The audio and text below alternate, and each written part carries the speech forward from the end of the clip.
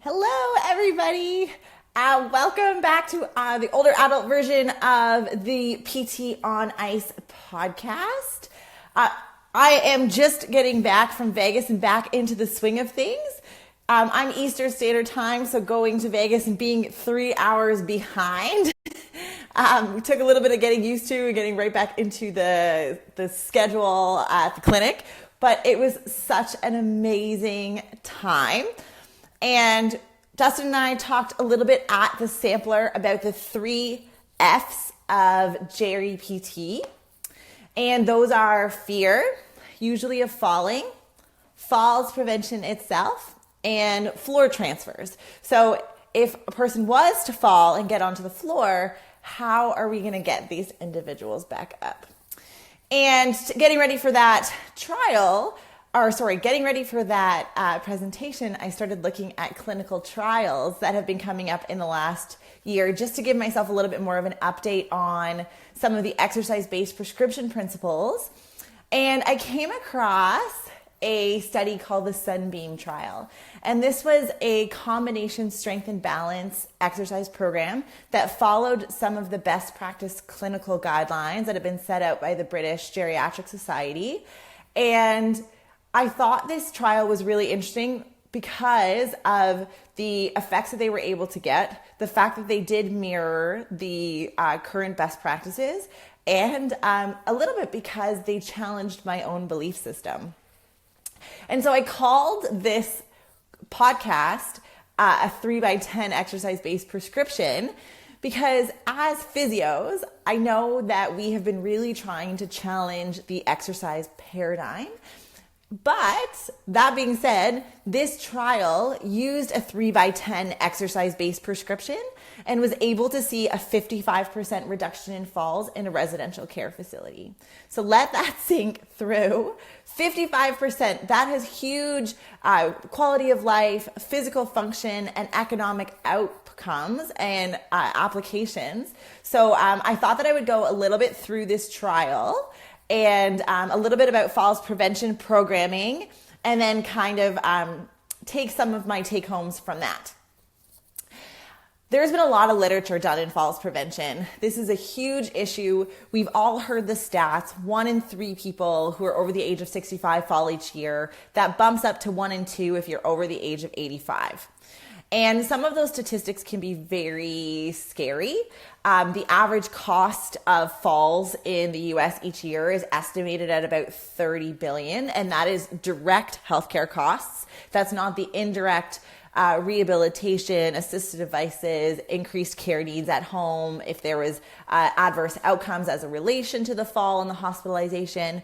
And so as our population is aging in the US, Canada, and worldwide, the implications from an economic as well as a functional perspective in this area is going to be really, really growing. And before I did the sampler, I decided to look at just how much literature has been out on falls prevention. And just putting falls prevention into PubMed, there was 15,000 hits. There was over 1,200 clinical trials and over 700, almost 800 syntheses of research. And so there's been a lot of time, a lot of effort that has gone into the literature on falls prevention. And now we need to take that a step forward and really start considering how we are going to implement that into our practice. And so if we're thinking about falls prevention, we are usually thinking about different components. So what the literature has supported is that a multidimensional program is going to be better than a unidimensional program. And what do I mean by that? When we think about falls prevention, we often think about balance training or strength training. But some of the literature is supporting not only using those things, but based on the assessment, trying to make the appropriate referrals as needed. So if there's a visual impairment, making sure that eyewear is optimized, doing an environmental assessment if people are tripping over rugs, because a lot of our falls happen in and around the home. Doing a lot of these different components, letting our assessments guide our treatment. So multidimensional programs are going to be better than single dimensional programs. and single dimensional programs are going to be better than nothing. And ideally, we are starting to implement these programs before a person has developed multiple risk factors and before a person has become a recurrent faller. But unfortunately, based on kind of the way that our healthcare systems are set up, it tends to be when people are entering into healthcare because of recurrent falls or because of an injury related to a fall that tends to spark that cascade. But we are going to try and see if we can identify individuals earlier. And particularly, for example, PTs working in outpatient practices, if individuals are coming in for an orthopedic injury and we're able to flag that these risk factors are present, even if risk factors haven't led to a fall yet, trying to implement some of these falls prevention initiatives into our program of care, even if we're using it as an adjunct or in combination with some of our injury-specific treatment plans, I think that can be really beneficial to improve outcomes down the road. But that is a whole other rant. All right, so let's talk about this SUNBEAM trial. I have the trial up here just so that I don't lose any of the details.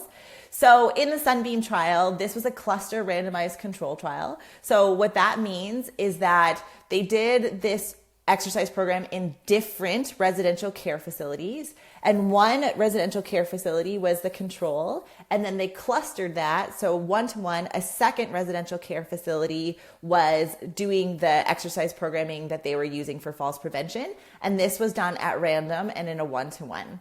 And the reason why they do this design is because if you have two people or two programs running in the same facility, it's very easy for crosstalk to start to happen.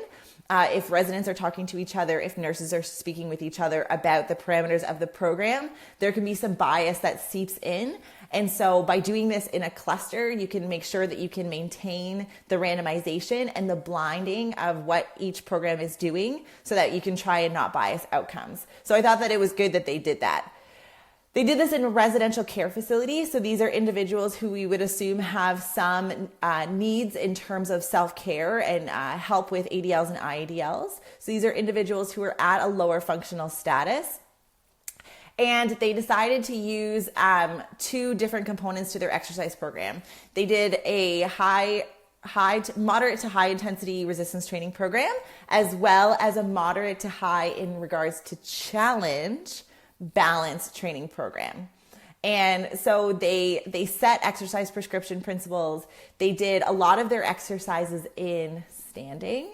And the other thing that I really liked about their program is that they gave us all of the parameters. They essentially gave us the exercise program. So, and I can put the link to the study below. So you can essentially take this exact study and replicate it in your practice the next day, which is amazing. So they did 3 sets of 10, working on, used a pneumatic exercise machine.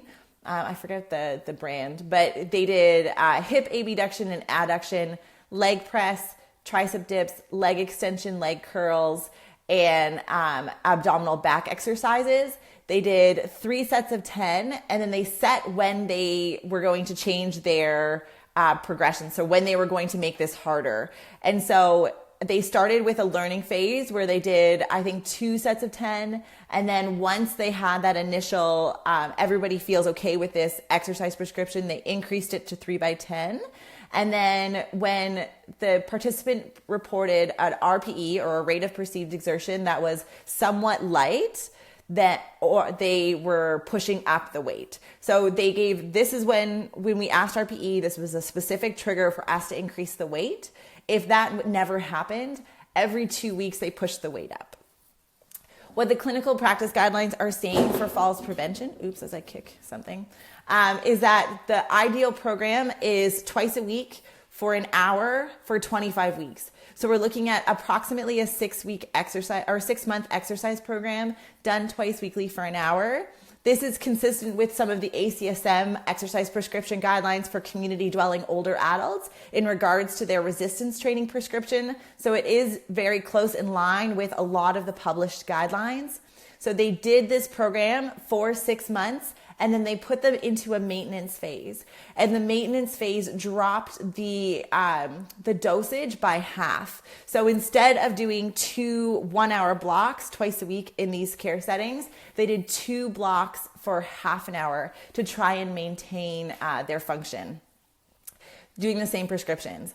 From a balance perspective, they had static and dynamic balance components. So they did bicep curls with resistance bands, again, 3x10, shoulder retractions, standing with feet together, 3x30 seconds. And then they did dynamic balance tasks. So 2x6 heel raises, 2x6 toe raises, some recovery steps where you're getting individuals to stand and then practicing as if they were going to fall on one side or the other, because we know that a lot of our falls will happen kind of laterally. They're not happening front to back. They're not happening in that sagittal plane. And then they started doing things like the grapevine. And then they had exact outlines for how they were going to progress. So their trigger for progression was that the participant reported that the exercise was somewhat easy. And so they were going to increase weight or increase challenge of some of those balance tasks. And so what I really enjoyed about this study is that there was a really strong standardization. You could really follow what the protocol said. And the incredible piece is that their conclusions found a decrease of 55% of falls in these residential care facilities. There was also a decrease in fear of falling. So these are 2 huge outcomes, I think, for this trial. It followed best practice guidelines. It gave a very strict regimen, and they saw the results at the end of it. And these are these studies that we need to be translating into practice. These are the types of protocols that we as clinicians working with older adults need to be aware of so that we can start implementing them into our practice. I recognize that this is only one study, but the background is based on accumulation of a lot of research that has been done in falls prevention. And so we need to start taking trials like this, especially because they were so effective in trying to implement them into our practice. The other thing that I thought was really interesting is that this challenged my own bias, because often we tend to shy against the 3x10 prescription because we think that that's kind of what all PTs are known for, and we're fighting against that. In this case, it led to a 55% reduction in falls. And so from that point of view and that rate of progression, it was effective. And so sometimes it's never an all or nothing. We talk a lot on ICE about it being and not or. And this is a perfect example of that. And a 55% reduction in falls is pretty incredible. So that is it for my PT on ICE for today. I will put the link to the SUNBEAM trial below. I think these are great conversations to start having around falls prevention. This is something that is really, really important and is going to affect the life of your older clients. This is something that can lead to a loss of independence, increased need for help at home, an increased risk of institutionalization. All of these things, these negative soliloquy that we as outpatient clinicians or physiotherapists in multiple settings are trying to circumvent in our clients. And so implementing programs like these are going to be extremely helpful. All right. I will see you guys all in a couple of weeks. I am trying to get back onto my time zone. So if I look a little tired, that is why. Bye, guys.